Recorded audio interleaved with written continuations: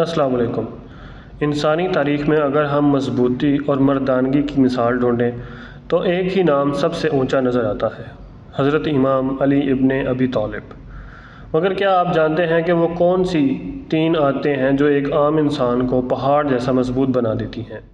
آج ہم بات کریں گے ان 3 عادتوں کی جو آپ کی زندگی بدل سکتی ہیں، اور دیکھیں گے کہ مولا علی علیہ السلام کی زندگی کا واقعہ جب ان سے کسی نے یہی سوال پوچھا تھا۔ روایت ملتی ہے کہ ایک شخص امام علی کی خدمت میں حاضر ہوا اور عرض کیا، یا علی، مجھے وہ عمل بتائیں جو مجھے دنیا اور آخرت دونوں میں مضبوط اور کامیاب بنا دے۔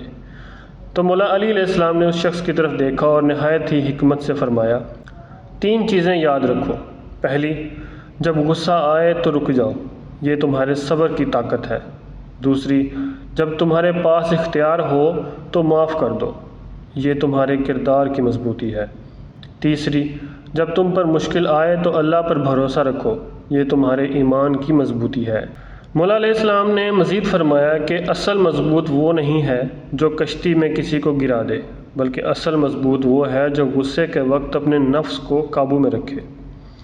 تو دوستو، مضبوطی صرف جسمانی نہیں ہوتی، بلکہ اصل مضبوطی کردار اور صبر کا نام ہے۔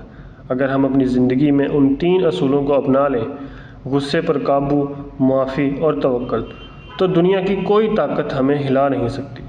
آپ کو مولا علی علیہ السلام کا یہ واقعہ اور یہ قول کیسا لگا؟ کامنٹ میں ضرور بتائیں، اور مزید ایسی ویڈیوز کے لیے میرے چینل کو سبسکرائب کریں اور فیس بک پیج کو فالو کریں۔ شکریہ۔